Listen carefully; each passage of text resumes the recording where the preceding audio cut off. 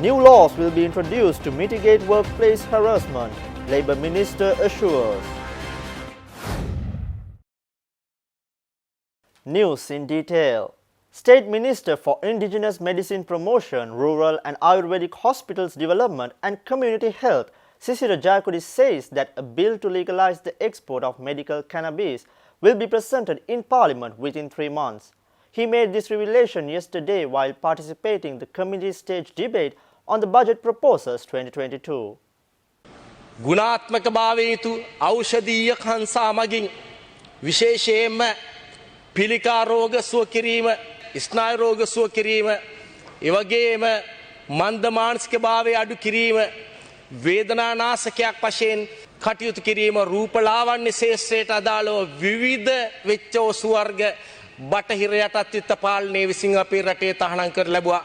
ඒ නිසා ඉදිරි කාල පරිච්ඡේදය තුළ ඉදිරි මාස 3 ඇතුළත විශේෂයෙන්ම ඖෂධීය කාංසා අපනයනය කිරීම සඳහා වූ අවශ්‍ය අපනයනය සඳහා පමණක් අවශ්‍ය වන නීතිමය අනුමැතියත් මේ පාර්ලිමේන්තුව හරහා ලබා දෙන්න අපි අවශ්‍ය කටයුතු නීතිමය නෛතික කටයුතු සියල්ල සිදු කරලා තියෙන බව ඒ කටයුතු මේ පාර්ලිමේන්තුව ඉදිරිපත් කර අනුමැතිය ලබා ගැනීමට අවශ්‍ය පියවර ගන්න බව ඉතා ඕනකමින් යුතුව මතක් කරනවා.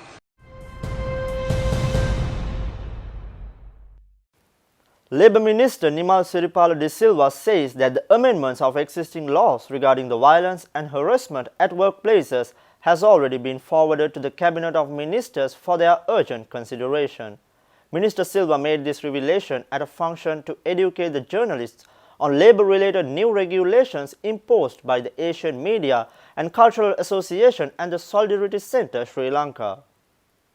වැඩලොව තුළ ප්‍රචණ්ඩත්වය හා හිංසනය අවම කිරීම සඳහා දැනට එක්සත් ජාතීන්ගේ සංවිධානය මගින් සම්මත කරලා ඊට පස්සේ අන්තර්ජාතික කම්කරු සංවිධානය නායකත්වය දෙනු ලබන ILO C190 සහ ILO C189 දරණ යෝජනාවන් ශ්‍රී ලංකාව තුළ ක්‍රියාත්මක කිරීමට අන්තර්ජාතික කම්කරු සංවිධානයේ සමාජික රටක් වැටියට ශ්‍රී ලංකාව බැඳිලා ඉන්නවා. ඒ නිසා මේ පිළිබඳව තත්ත්වය හා පසුබිම මම අමාත්‍ය මණ්ඩලයට දැන්වීමෙන් අනතුරුව මෙය පිළි අරගෙන අවශ්‍ය කටයුතු ඉදිරියට ගෙන යාම සඳහා පාර්ලිමේන්තුවට මම මේක ඉදිරිපත් කළා තියෙනවා. නමුත් මේ ක්‍රියාවලියේදී අපට ගත යුතු පියවර රාශියක් තියෙනවා. ඒ තමයි මේ ක්‍රියාවලිය කුමන ආකාරයකින් අපේ නීති පද්ධතියට ඇතුළත් කළ යුතුද? එහි ප්‍රායෝගීතාවය මොකක්ද? ඒ වගේම මේ පිළිබඳව විවිධ මත තියෙනවා. Minister of Labour Nimal Siripala de Silva further said that those new regulations should be applied to both the private and public sectors. Subject Minister de Silva also suggested that he will look into the possibilities of more intervention by the Commissioner General of Labour on behalf of the employees who undergo sexual harassment at the workplaces. C189 was adopted sharp a decade ago to make sure a strong recognition of the economic and social value of domestic work. That effort also calls for action to address the existing exclusions of domestic workers from labour and social protection. Most of the countries have already principally agreed that the new standards are an important step to advance gender equality in the world of work and ensure women's equal rights and protection under the law. This information was shared among the media personnel at a session organized by the Asian Media and Cultural Association and the Solidarity Centre Sri Lanka recently in Colombo. විශේෂයෙන්ම මෙම යෝජනාවන් පිළි අරගෙන ගත්ත ලෝකේ රටවල් කීපයක් තියෙනවා. ඒ රටවල් මේ පිළිබඳව කරන ලද නීති පද්ධතින් වල වෙනස්කම් කිරීම පිළිබඳවත් අධ්‍යයනයක් කරලා අපේ රටේ අපේ සංස්කෘතියට අපේ වැඩපොළවල් වලට ගැළපෙන පරිදි මෙය සකස් කර ගැනීම සඳහා අපිට විශේෂයෙන්ම පුළුල් වූ ජාතික සංවාදයක් අවශ්‍යයි. ඒ වගේම මේ නීති පද්ධතිය රාජ්‍ය සේවය තුළ වැඩ කරන ජනතාවටත් පෞද්ගලික අංශයේ වැඩ කරන ජනතාවටත් කියන කොට්ටාස දෙකටම බලපාන ආකාරයෙන් සකස් කර යුතුයි කියලා මම විශ්වාස කරන්නේ. ඊළඟට මේ පිළිබඳව දැන් අපේ විශේෂඥ කමිටු මගින් අපිට පෙන්වලා දීලා තියෙනවා දණ්ඩ නීති සංග්‍රහය යටතේ ලිංගික හිංසනය සඳහා දඬුවම් කිරීමේ ප්‍රතිපාදන තියෙනවා. නමුත් ඒ සඳහා ඉදිරිපත් වෙන්නේ බොහොම කලාතුරකින් පැමිණිලි. ඒ නිසා ඊට වඩා වෙනස් ස්වරූපයකින් කම්කරු කොමසාරිස්වරයාට මෙකී හිංසනයන් හා ප්‍රචණ්ඩත්වයන් පිළිබඳව සොයා බැලීමේ ක්‍රමවේදයක් හා ඒ පිළිබඳව යම් ආකාරයක මඟ පෙන්වීමක් කරන නියෝග ගෙන එන්නට කියලා.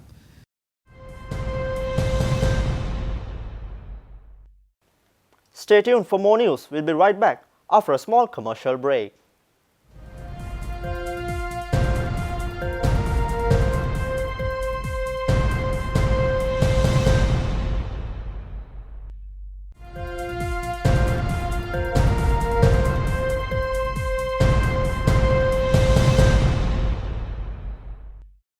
Welcome back to the State of Business.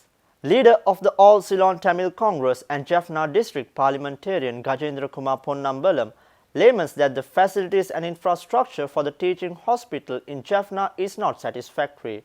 Participating in the committee stage debate on the budget proposals 2022 under the finance head of the Health Ministry, Indigenous Medicine Promotion, the parliamentarian suggested the subject minister to take it as a matter of urgency. I would like to start off by specifically talking about the Jaffna Teaching Hospital. That is probably the most important hospital in the entire northern province, and not only in the northern province, even outside, because of its status. So when such a hospital is there, I think it becomes imperative that infrastructure must be fully addressed, any shortcomings fully addressed. But unfortunately, the Jaffna Teaching Hospital is plagued by a considerable amount of shortcomings, which I wish to very quickly list out. At the moment, Honourable Presiding Member, the Jaffna Teaching Hospital doesn't have a maternity ward. In 2013, the existing maternity ward was pulled down because it was in a dilapidated condition. And despite that, still there has been no steps taken to build a maternity ward. There is only a temporary arrangement that is being made. And under these circumstances, almost 50% of expectant mothers are treated as flow patients. I think that is a disastrous situation for a teaching hospital to be in. And I think the Honourable Minister must look into that as a matter of urgency. Jaffna District Parliamentarian Ponnambalam further said that the Jaffna Teaching Hospital also required more nurses and doctors. However, Health Minister Kehelia Rambukwala told the Parliament that the new appointments have already been made to Jaffna Hospital. Nurses are, in my view, as important. For the Jaffna Teaching Hospital, there is an approved cadre of, if I'm not mistaken, 657. However, at the moment, there is only officially 573 that has been filled. Out of this, 50 are at any given time on leave, and 78 are pending transfers. So again, this is without even considering a cadre, what shall we say, reassessment. This is going by a very, very old cadre arrangements. And the hospital requires at least 134 appointments be made immediately. At the moment, there are 300 medical officers and 72 consultants as approved cadre. In reality, there is only 175.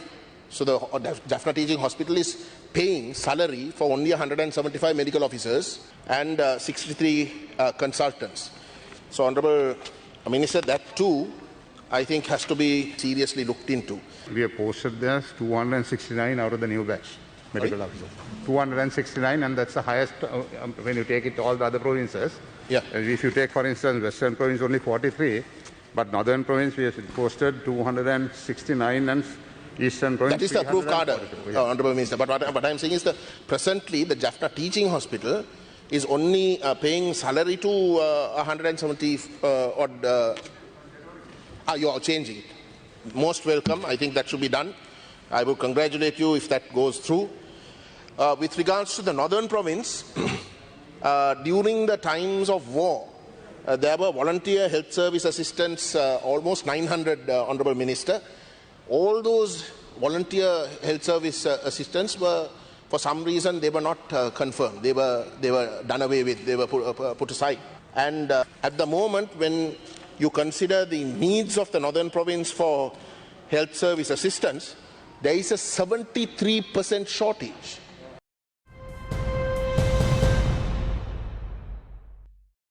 Stay tuned for stock updates. We'll be right back after another commercial break.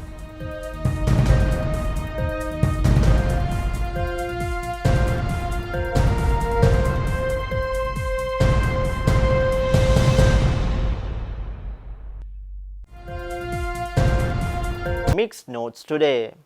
The All-Share Price Index dropped 30.65 points to close at 11,409.88, and the S&P SL20 gained 33.38 points to close at 3,909.34. The turnover was 11 billion rupees and over 402 million shares were traded. Coming up next with foreign exchange rates.